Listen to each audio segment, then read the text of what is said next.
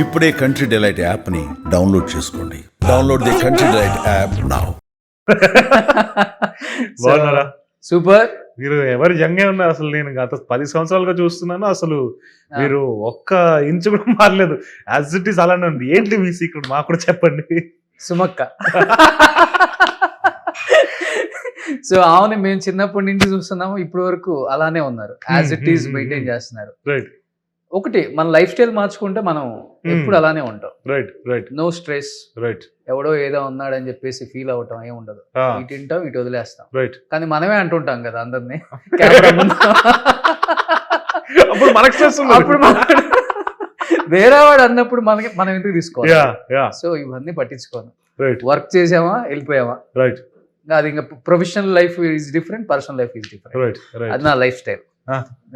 అందుకని అలానే. Nice, very nice.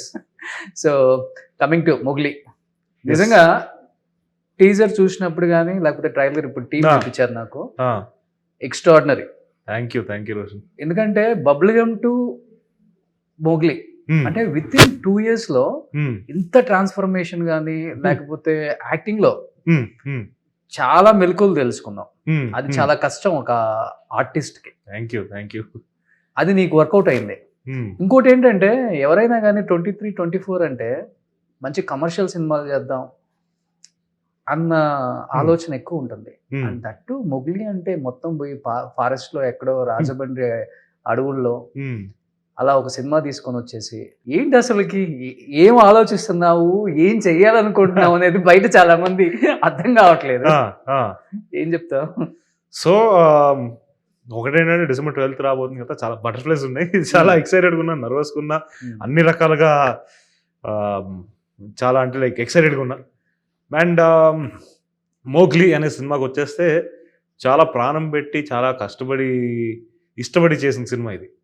So and మీరు అన్నట్టు సందీప్ కూడా మా డైరెక్టర్ సందీప్ రాజ్ ఎవరైతే ఉన్నారో, he's also really passionate and he's very very excited to show the world what we've created. And తను కూడా చాలా అద్భుతంగా స్క్రీన్ ప్లేని రాసుకొని he had a great vision and narration వినగానే నాకు వెంటనే వాహ్ ఇది చేస్తే ఇది చేయాలి నెక్స్ట్ అని ఫిక్స్ అయ్యాను నేను. సో ఇది ఆల్మోస్ట్ ఒక 1.5 year journey, 1.5 year journey of roller coaster of emotions.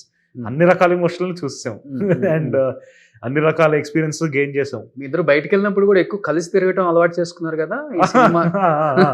అంటే ఒక నేనేం బిలీవ్ చేస్తానంటే director and main actor of the film ఆ ర్యాపో ఉండాలి.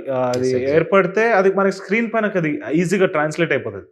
అది ఎందుకంటే ఒక డైరెక్టర్ తను ఇష్టంతో చేసింది వేరే, చేసి పెట్టేద్దాం అన్నది వేరు. అది ప్రేమతో, ఇప్పుడు మనకి కొన్నిసార్లు కొంతమంది వండితే ప్రేమతో వండితే ఆ ఫుడ్ టేస్టే వేరే ఉంటుంది. అలాగా ఆ బాండ్ నాకు చాలా ఇంపార్టెంట్ అండ్ చాలా అద్భుతంగా అది మా ఇద్దరికి ఏర్పడింది. అంటే చాలా మంది అనుకున్నారు సందీప్ యాక్చువల్ గా యాక్టర్ గా టర్న్ అయిపోయాడు కదా, చూసేసి చాలా మంది ఇంకా సినిమాలు చేయడేమో డైరెక్టర్ గా యాక్టర్ గా ఉండిపోయారు. చెప్పాలంటే నేను అనుకున్నాను సందీప్ ని రీసెంట్ గా కూడా భైరవంలో దేంట్లో చూసాను. రైట్. డాకులో చేశారు, డాకు మహారాజ్ లో చేశారు.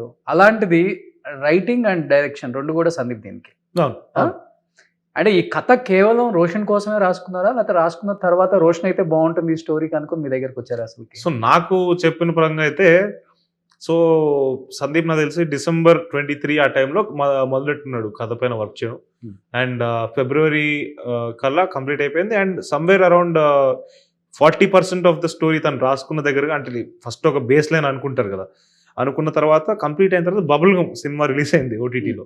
నా అదృష్టం ఏంటంటే తను చూశాడు సినిమాని, చూసి తనకి ఓకే తినైతే నాకు ఈ కథకి పర్ఫెక్ట్గా సెట్ అవుతాడు అని అనిపించింది. అండ్ నాకు ఈ కథ పర్ఫెక్ట్గా సెట్ అవుతుంది అనిపించింది. బికాజ్ టైటిల్ మోగ్లీ అని ఒకటి ఉంది అండ్ నాకు చాలా మంచి కనెక్ట్ అయింది. నాన్న చిన్నప్పుడు నన్ను మోగ్లీ అని పిలిచేవాడు. ఇంతమంది ఇండస్ట్రీలో నాకే ఈ మోగ్లీ అన్న పేరు ఉన్న కథ రావడం అనేది నాకు wow, there is some conspiracy అనిపించింది. అండ్ నాకు కూడా ఒక ఇలా ప్లాటర్ పెట్టాడు నా ముందు.